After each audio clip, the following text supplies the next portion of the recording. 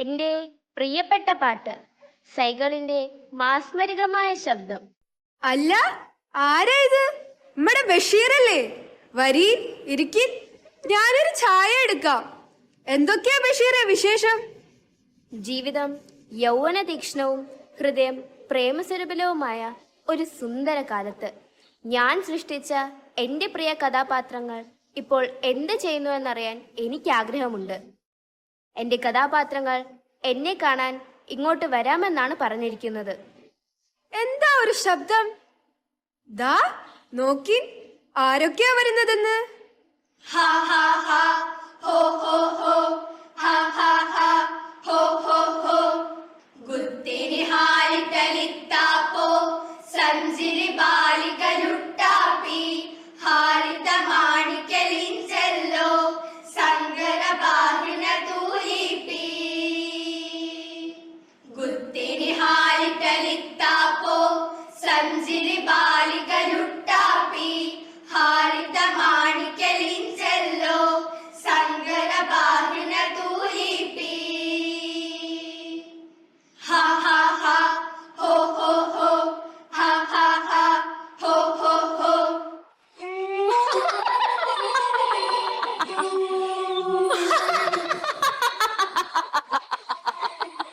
അയ്യോ യക്ഷി! ആരും പേടിക്കണ്ട, ഇത് നമ്മുടെ ഭാർഗവിക്കുട്ടിയാ. വരൂ ഭാർഗവിക്കുട്ടി. എടി കുഞ്ഞിപ്പാത്തു, കുഞ്ഞിപ്പാത്തു. റബ്ബേ, ദേ ഉമ്മ വരണു.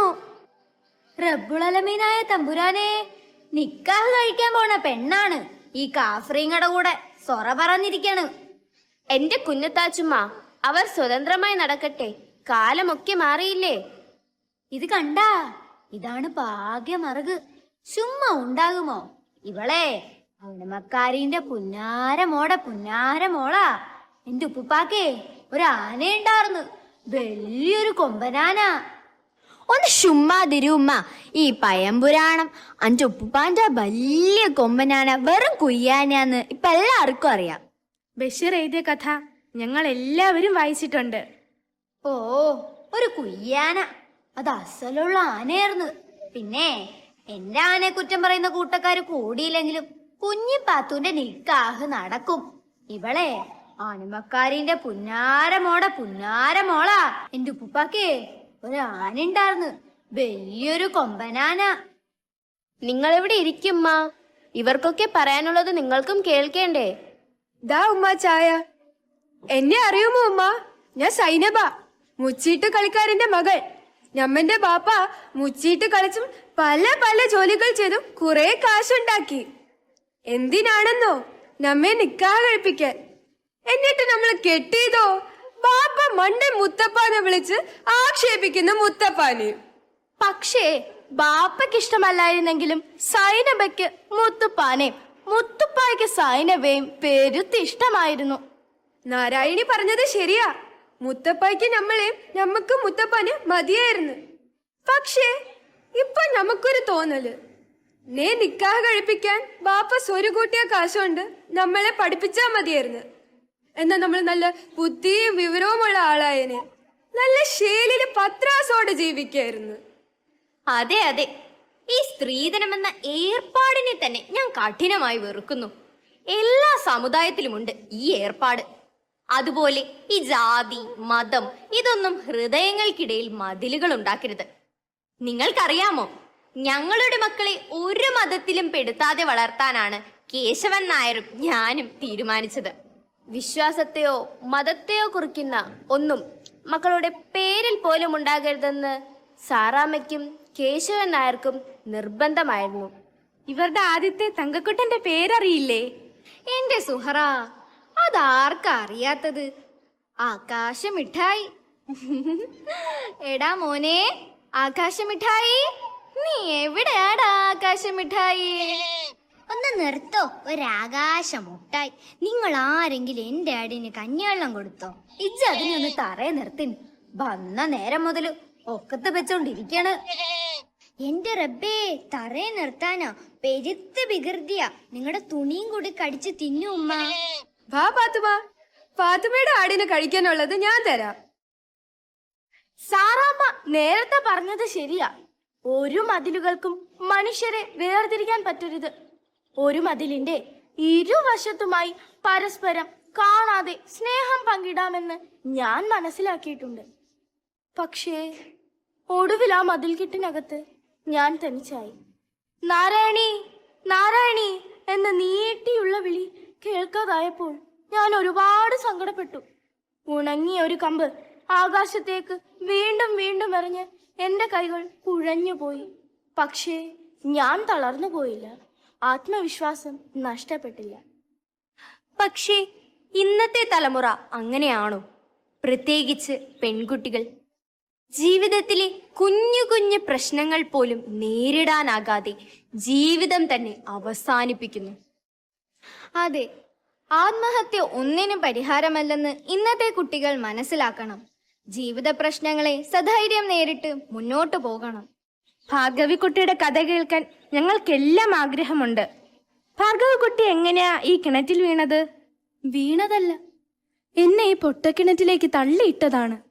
ആത്മാവിൽ ഒരുപാട് സ്വപ്നങ്ങളുമായി ജീവിച്ച ഒരു പാവം പെൺകുട്ടിയായിരുന്നു ഞാൻ. പാട്ടും നൃത്തവുമായിരുന്നു എൻ്റെ ജീവൻ. എൻ്റെ ചിലങ്കകളുടെ നാദത്തിൽ വേദികൾ ഉണരുമായിരുന്നു. ഒരു നാൾ എനിക്കൊരു സമ്മാനം കിട്ടി. രക്തനക്ഷത്രം പോലെ കടും ചുമപ്പായ ഒരു പൂവ്. അതൊരു ഹൃദയമായിരുന്നു. എനിക്ക് ലഭിച്ച സ്നേഹവും അംഗീകാരവുമായിരുന്നു. പക്ഷേ എൻ്റെ സന്തോഷം നീണ്ടു നിന്നില്ല.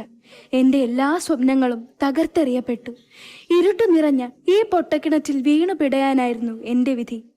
വഴിയിൽ ഓരോരോ കാലടി ശബ്ദം കേൾക്കുമ്പോഴും ഈ പൊട്ടക്കിണറ്റിൽ നിന്നുള്ള മോചനം കാത്തുകാത്തിരിക്കുകയായിരുന്നു ഞാൻ. നിങ്ങൾ എനിക്ക് സമ്മാനിച്ചത് ഒരു പുതിയ ജീവിതമാണ്. അതെ, ജീവിതത്തിന്റെ വെളിച്ചത്തിന് എന്തൊരു വെളിച്ചം. അല്ല, കുഞ്ഞു പാത്തുമ്മയ്ക്കൊന്നും പറയാനില്ലേ? ഒന്നും അറിയാത്ത ബുദ്ധൂസായിരുന്നു ഞാൻ. മുടി ചെയ്യിയാൽ കാഫ്രച്ചയാകുമെന്നും മുല്ലപ്പൂക്കൾ വെച്ചാൽ തലയിൽ ഇബിലീസ് കയറുമെന്ന് വിശ്വസിച്ച വെറും ബുദ്ധൂസ്. ഉച്ചത്തിൽ വർത്തമാനം പറയാനും കൂട്ടുകാരുമൊത്ത് കളിക്കാനും എനിക്ക് പേടിയായിരുന്നു. അടക്കവും ഒതുക്കവും ഇല്ലാത്തവളാകുമോ എന്ന പേടി. വഴുതനങ്ങ എന്ന് പോലും ശരിക്കും പറയാൻ എനിക്കറിയില്ലായിരുന്നു. എൻ്റെ കയ്യിൽ ബാലപാഠവും നോട്ട് പുസ്തകവും തന്നെ എന്നെ എഴുതാനും വായിക്കാനും പഠിപ്പിച്ചത് ആയിഷയും നിസാർ അഹ്മദുമാണ്. അറിവാണ്, വിദ്യാഭ്യാസമാണ് നമുക്ക് വേണ്ടത്. ഇന്ന് പെൺകുട്ടികൾ നേരിടുന്ന ചൂഷണങ്ങൾ, അതിക്രമങ്ങൾ എന്നിവ നേരിടാൻ നമുക്ക് വിദ്യാഭ്യാസം കൂടിയേ തീരൂ. കുഞ്ഞിപ്പാത്തു എന്ന പഴയ ആളെയേ അല്ല, ആത്മവിശ്വാസമുള്ള പുതിയ കുഞ്ഞിപ്പാത്തുവാണ്. പക്ഷേ പെണ്ണുങ്ങളുടെ പര്യായമാണ് ബുദ്ധൂസ് എന്ന ബഷീർ എഴുതിയതിൽ എനിക്കെതിർപ്പുണ്ട്. ഞാൻ പഠിക്കാൻ മിടുക്കിയായിരുന്നു. പക്ഷേ എൻ്റെ കൂട്ടുകാരനായിരുന്ന മജീദ് അങ്ങനെയല്ല. അവനായിരുന്നു സ്കൂളിലെ മണ്ട ശിരോമണി. ഒന്നൊന്ന് എത്രയാണെന്ന് ചോദിച്ചപ്പോൾ അവൻ എന്താ പറഞ്ഞതെന്നറിയാമോ? ഉമ്മിണി ബാല്യം ഒന്ന്. ഞങ്ങൾ സ്ത്രീകളുടെ തലയിൽ നിലാവെളിച്ചമാണെന്നും ഈ ബഷീർ എഴുതിയിട്ടുണ്ട്. എന്റെ മധുരസുരഭിലമായ സുന്ദര നിലാവെളിച്ചമേ, പാത്തുമ്മയുടെ ആട് അഥവാ പെണ്ണുങ്ങളുടെ ബുദ്ധി എന്നൊരു കഥയും ഞാൻ എഴുതിയിട്ടുണ്ട്. അല്ലേ പാത്തുമ്മ? അതെ അതെ, ഞാനും എഴുതാനും വായിക്കാനും പഠിച്ചിട്ടില്ല.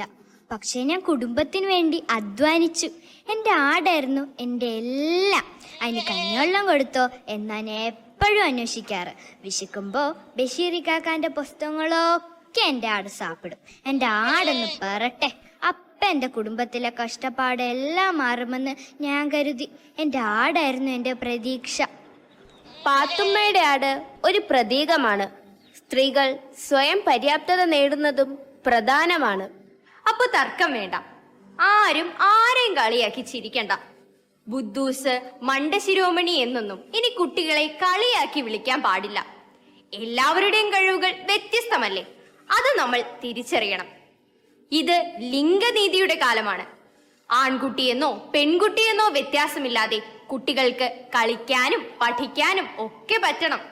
അറിവ് മാത്രമല്ല, നമ്മുടെ സൈനബയെ പോലെ സാമ്പത്തിക സുരക്ഷയും ഓരോ പെൺകുട്ടിയും നേടണം. അല്ലേ സൈനബ? അത് ശരിയാ.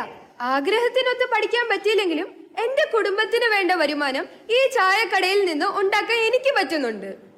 എന്റെ കുഞ്ഞിപ്പാത്തു, അന്നോട് ഞാൻ പറഞ്ഞ നിക്കാഹ് കഴിക്കാൻ പോണ പെണ്ണുങ്ങള് ചായ എണ്ണത്താനും കഞ്ഞി വെക്കാനും പഠിക്കണമെന്ന്. നിക്കാഹല്ല ഉമ്മ പെൺകുട്ടികളുടെ ലക്ഷ്യം. എനിക്ക് കോളേജിൽ പഠിക്കണം, വലിയ പരീക്ഷകൾ ജയിക്കണം, പഠിച്ച് വലുതായി നല്ല ജോലി നേടണം. ഒരു കൊമ്പനാനയോളം വലിയ സ്വപ്നങ്ങളുണ്ട് എനിക്ക്. സ്വന്തം കാലിൽ നിന്നിട്ട് മതി എനിക്ക് നിക്കാഹ്. കുഞ്ഞിപ്പാത്തുമ്മയെ പഠിപ്പിച്ചതുപോലെ നമ്മുടെ സൈനബയെയും ആയിഷയ്ക്ക് പഠിപ്പിച്ചൂടെ? തീർച്ചയായും.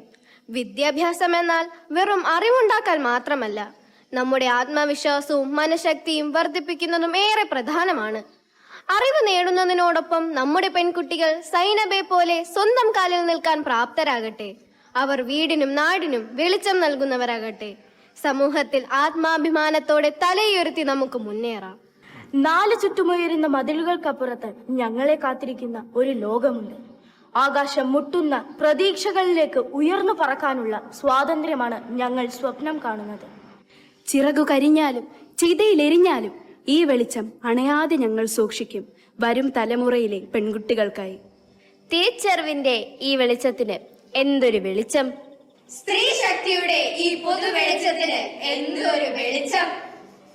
ഗുത്തിനി ഹാലിത്തലിത്താപ്പോ സഞ്ചിരി ബാലിക ലുട്ടാപ്പി ഹാലിത മാണിക്കലിഞ്ചല്ലോ സങ്കര ബാഹിന തൂലിപ്പി ഹാ ഹാ ഹാ ഹോ ഹോ ഹോ ഹാ ഹാ ഹാ ഹോ ഹോ ഹോ.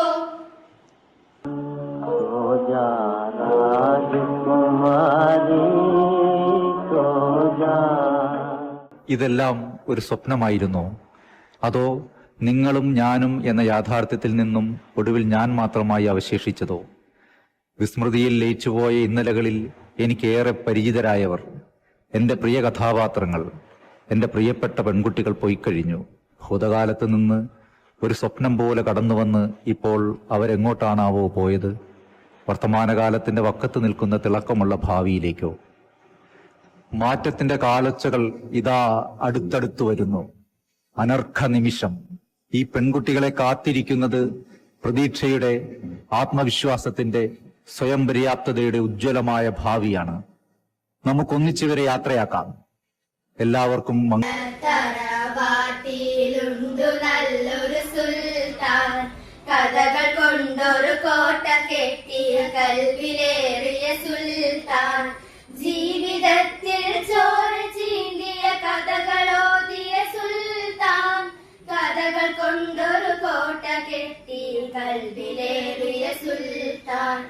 മലയാള തറവാട്ടിലുണ്ടു നല്ലൊരു സുൽത്താൻ, കഥകൾ കൊണ്ടൊരു കോട്ട കെട്ടിയ കൽവിലേറിയ സുൽത്താൻ.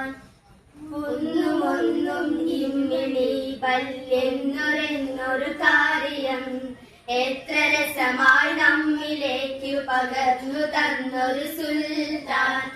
ഒന്നുമൊന്നും ഇമ്മിണി പല്ലെന്നൊരെന്നൊരു കാര്യം, എത്ര രസമായി നമ്മിലേക്ക് പകർന്നു തന്നൊരു സുൽത്താൻ. സ്വാതന്ത്ര്യ സമരഭൂവിൽ കരളുറപ്പോടന്ന് പൊരുതി ചേലറഭൂകി ദേശ സ്നേഹിയായൊരു സുൽത്താൻ. സ്വാതന്ത്ര്യ സമരഭൂവിൽ കരളുറപ്പോടന്ന് പൊരുതി ദേശപുറൊരു സ്നേഹിയായൊരു സുൽത്താൻ. മലയാള തറവാട്ടിലുണ്ടു നല്ലൊരു സുൽത്താൻ, കഥകൾ കൊണ്ടൊരു കോട്ട കെട്ടിയ കൽവിലേറിയ സുൽത്താൻ. ബാല്യകാല സഖിയും ശബ്ദങ്ങൾ മതിലു പോലുള്ള കഥകളും പാതിനാടിനേടുകളൊക്കെ ഞങ്ങൾ കേട്ടിയ മജിദ് സുഹറ ആനവാരി കുരിശ് തോമയും എട്ടുകാലി മമ്മൂനങ്ങളെ എത്ര പേരുടെ കഥകള്. ബാല്യകാല സഖിയും ശബ്ദങ്ങൾ മതിലു പോലുള്ള കഥകളും പാത്തുമായുടെ ആടിൽ മേടുകളൊക്കെ ഞങ്ങൾ കേടിയോ മജിദ് സുഹറാനവാരി പൊൻകുരിശ് തോമയും എട്ടുകാലി മമ്മൂനങ്ങളെ എത്ര പേരുടെ കഥകള്. മലയാള തറവാട്ടിലുണ്ടു നല്ലൊരു സുൽത്താൻ, കഥകൾ കൊണ്ടൊരു കോട്ട കെട്ടിയ കൽവിലേറിയ സുൽത്താൻ. എന്റെ ഉപ്പുപ്പാക്ക് ആനുണ്ടായിരുന്നു എന്ന വൈക്കം മുഹമ്മദ് ബഷീറിന്റെ പ്രസിദ്ധമായ നോവലാണ് ഞാൻ ഇന്നിവിടെ വിവരിക്കാൻ പോകുന്നത്. നർമ്മവും സാമൂഹിക വിമർശനവും ചേർന്ന ഈ കൃതി വായനക്കാരെ ചിരിപ്പിക്കുകയും ചിന്തിപ്പിക്കുകയും ചെയ്യുന്നു. കഥയിലെ പ്രധാന കഥാപാത്രമായ കുഞ്ഞിപ്പാത്തുമ്മയുടെയും അവളുടെ കുടുംബത്തിന്റെയും ജീവിതത്തിലൂടെയാണ് പഴയ കുടുംബ മഹിമയെയും അതിലെ പൊള്ളത്തരങ്ങളെയും ബഷീർ അവതരിപ്പിക്കുന്നത്. ലളിതമായ ഭാഷയും സ്വാഭാവികമായ സംഭാഷണങ്ങളുമാണ് ഈ നോവലിന്റെ പ്രധാന പ്രത്യേകത. ഈ പുസ്തകം കുടുംബ ബന്ധങ്ങൾ, അന്ധവിശ്വാസങ്ങൾ, സമൂഹത്തിലെ കപടതകൾ എന്നിവയെ ഹാസ്യരൂപത്തിൽ അവതരിപ്പിക്കുന്ന ഒരു മികച്ച മലയാള സാഹിത്യകൃതിയാണ്. ഒരു പുസ്തകം രസകരവും ചിന്തിക്കാൻ പ്രേരിപ്പിക്കുന്നതുമാണ്.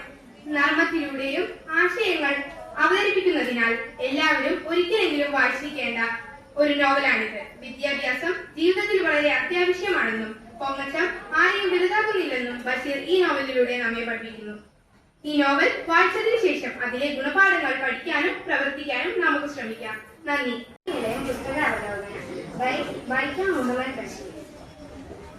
ലളിതവും മനോഹരവുമായ ഭാഷയാണ് ബഷീർ ഇവിടെ ഉപയോഗിച്ചിരിക്കുന്നത്. മലയാളത്തിലെ പ്രശസ്തമായ ഒരു കഥയാണ്.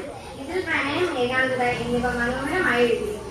ഒരു പഴയ വീട്ടിൽ താമസിക്കാനെത്തുന്ന എഴുത്തുകാരനും ആ വീട്ടിലെ ബാധവി എന്ന യുവതിയുടെ ആത്മാവുണ്ടെന്ന വിശ്വാസം ഈ കഥയ്ക്ക് പ്രത്യേകമായ അന്തരീക്ഷം ഉണ്ടാക്കുന്നു.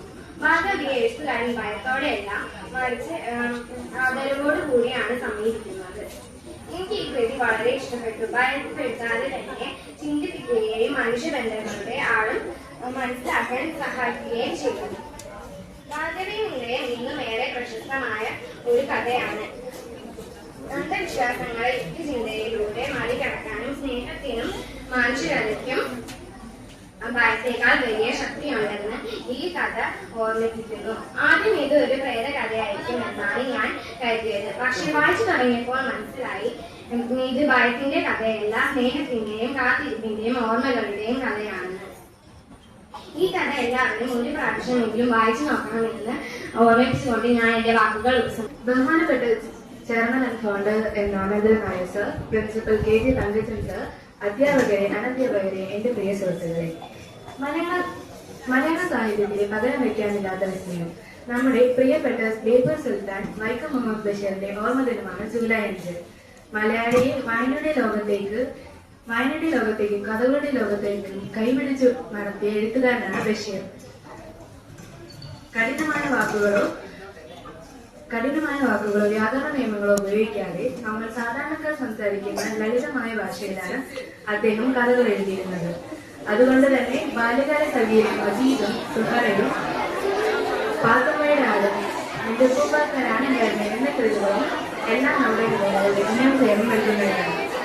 ബഷീർ കൃതികളുടെ ഏറ്റവും വലിയ സവിശേഷത അവയിലെ ചിരിയും ചിന്തയുമാണ്. നമ്മെ ഒരുപാട് ചിന്തിപ്പിക്കുന്നതിനോടൊപ്പം തന്നെ ചിന്തിപ്പിക്കുകയും കരയിപ്പിക്കുകയും ചെയ്യുന്നതായിരുന്നു അദ്ദേഹത്തിന്റെ ശൈലി. അദ്ദേഹം നൽകിയ ഏറ്റവും വലിയ സന്ദേശം പ്രകൃതി സ്നേഹമാണ്. ഈ ഭൂമി മനുഷ്യന്മാരുടേത് മാത്രമല്ല, ആടും മാടും പാമ്പും പഴുതാരയും കാക്കയും എല്ലാം ഉൾപ്പെടുന്നവ ഭൂമിയുടെ അവകാശികളാണെന്ന് അദ്ദേഹം നമ്മെ ഓർമ്മിപ്പിച്ചു.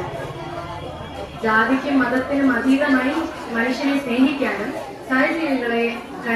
സഹജീവികളോട് കരുണ കാണിക്കാനും അദ്ദേഹം നമ്മെ ഓർമ്മിപ്പിച്ചു. ആ മഹാപ്രതിഭയുടെ പാവനമായ സ്മരണയ്ക്ക് മുന്നിൽ വിനയപൂർവ്വം പ്രണാമം അർപ്പിച്ചുകൊണ്ട് ഞാൻ എന്റെ വാക്കുകൾ ഉപസംഹരിക്കുന്നു. എന്ന കഥയിലെ വായനാ അനുഭവമാണ് ഞാൻ ഇന്നിവിടെ പറയാൻ പോകുന്നത്. വൈക്കം മുഹമ്മദ് ബഷീറിന്റെ മാസ്റ്റർ പീസ് കൃതിയാണ് വിശ്വവിഖ്യാതമായ മൂക്ക്. ഇതിൽ സാധാരണക്കാരുടെ ജീവിതത്തെയും രാഷ്ട്രീയ സാമൂഹിക പൊള്ളത്തരങ്ങളെയും അതിമനോഹരമായി വിമർശിച്ചിരിക്കുന്നു. ഒരു ആക്ഷേപഹാസ്യ കഥയാണ് വിശ്വവിഖ്യാതമായ മൂക്ക്. ലളിതമായ ഭാഷയിൽ അഗാധമായി അർത്ഥങ്ങൾ നിൽക്കുന്ന ഈ കഥ മലയാള സാഹിത്യത്തിൽ എക്കാലത്തെയും മികച്ച സാഹിത്യ കൃതികളിൽ ഒന്നായി കാണപ്പെടുന്നു. ഒരു സാധാരണ പാചകക്കാരന്റെ മൂക്ക് അപ്രതീക്ഷിതമായി നീളം വെക്കുകയും അത് പിന്നീട് സമൂഹത്തിൽ വലിയ ചർച്ചയായി മാറുകയും ചെയ്യുന്നു. അവസാനം ആ മൂക്ക് ലോക പ്രശസ്തമാവുകയും അതിനെ ചൊല്ലി വലിയ തർക്കങ്ങൾ ഉണ്ടാവുകയും ചെയ്യും. ജനങ്ങളുടെ അന്ധമായ ആവശ്യങ്ങളിൽ സ്വന്തം നേട്ടങ്ങൾ എന്തും വളച്ചൊടിച്ചു ചെയ്യുന്ന തന്റെ നേട്ടങ്ങൾ എന്തും വളച്ചൊടിച്ചു ചെയ്യുന്ന രാഷ്ട്രീയക്കാരുടെയും മാധ്യമക്കാരുടെയും കള്ളത്തരങ്ങൾ ബഷീർ ഈ കഥയിലൂടെ പരിഹസിക്കുന്നു. ബഷീറിന്റേതായ ശൈലിയിലുള്ള സംഭാഷണങ്ങൾ നർമ്മവും വായനക്കാരെ ഒരേ സമയം ചിരിപ്പിക്കുകയും ചിന്തിപ്പിക്കുകയും ചെയ്യുന്നു. നന്ദി, നമസ്കാരം.